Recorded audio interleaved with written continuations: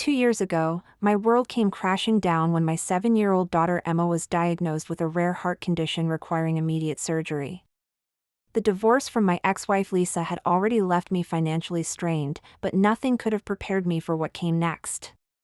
Lisa called me sobbing, explaining that Emma needed a complex procedure that would cost thousands every month for ongoing treatment. As her father, I knew I had to step up, no matter what it took. I loved Emma more than life itself, and the thought of her suffering because I couldn't afford her medical care was absolutely unbearable to me.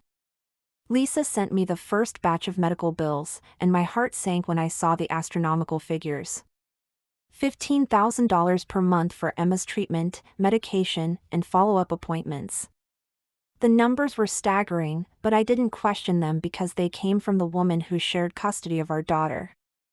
I immediately started working overtime at my construction job, then picked up a second job delivering pizzas on weekends.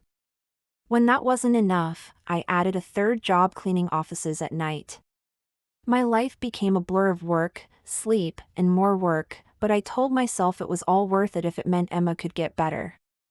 The financial pressure was crushing me from every angle imaginable. I sold my car and bought a beat-up truck, moved from my apartment to a studio that barely had room for a bed, and lived on ramen noodles and peanut butter sandwiches. Every luxury, every comfort, every small pleasure in life had to go to make room for Emma's medical expenses.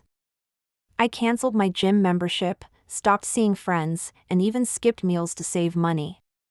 Lisa would call me regularly, sometimes crying about how expensive everything was getting, and other times accusing me of not caring enough about our daughter if I hesitated to send money immediately when she asked. Month after month, I transferred every penny I could scrape together to Lisa's account for Emma's medical bills. I worked 16-hour days regularly, sometimes going weeks without a single day off. My hands were permanently stained with construction dust and pizza grease, my back ached constantly, and I was surviving on maybe 4 hours of sleep per night. Friends and family members expressed concern about my health, but I brushed off their worries because I believed I was doing what any loving father would do. The guilt Lisa piled on me whenever I showed any sign of financial strain kept me motivated to push harder and work longer hours. Lisa's manipulation tactics became increasingly sophisticated over time. She would send me pictures of Emma looking tired or sad, claiming the medical treatments were taking a toll on our daughter's spirit. She'd tell me stories about other children at the hospital whose parents couldn't afford treatment, implying that I might become one of those deadbeat fathers if I didn't keep up with the payments. Whenever I asked to see the actual medical bills or speak directly with Emma's doctors, Lisa would get defensive and accuse me of not trusting her judgment as Emma's primary caregiver. She made me feel like questioning the expenses meant I was prioritizing money over my daughter's life. Everything changed during one of my rare visits with Emma at a family restaurant. She was coloring while we waited for our food, and she casually mentioned how much she loved her new house and the swimming pool that Lisa's boyfriend Jake had installed. My blood ran cold because I knew exactly where the money for that house and pool had come from. Emma innocently described elaborate family vacations, expensive toys, and designer clothes that Lisa had been buying while I was working myself into the ground. The pieces of the puzzle started clicking together in my mind, and I realized I needed to investigate what was really happening with those medical bills. I decided to take a sick day from work and drove directly to Emma's pediatric cardiologist's office. After explaining my situation to the receptionist and providing proof of my identity as Emma's father, I was able to speak with the billing department about our account. The woman behind the desk pulled up Emma's file and showed me the real numbers, and I nearly collapsed from shock. The actual monthly medical expenses were only $6,000, not the $15,000 that Lisa had been claiming. For 2 years, she had been forging invoices and pocketing $9,000 every single month while I worked myself to death trying to provide for my daughter's medical needs. The betrayal cut deeper than anything I had ever experienced in my entire life.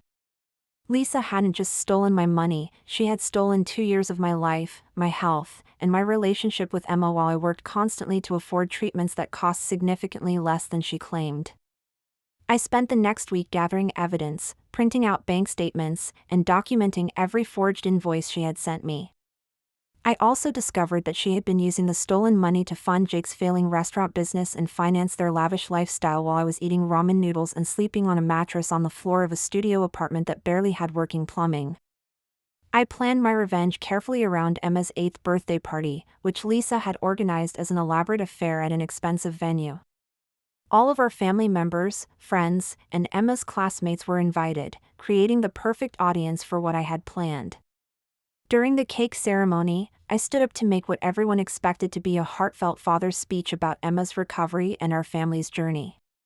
Instead, I calmly explained how Lisa had been defrauding me for 2 years, presented copies of the real medical bills versus her forged versions, and announced that I had already contacted both the police and our insurance company about her medical fraud scheme.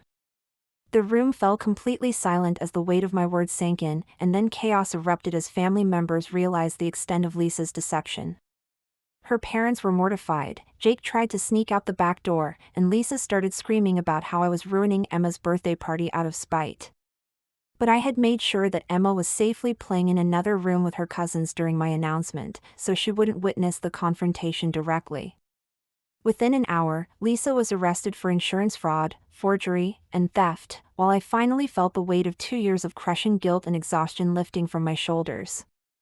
The best part was getting to tell Emma that Daddy wouldn't have to work so many jobs anymore, and we could finally spend real time together like a normal father and daughter should.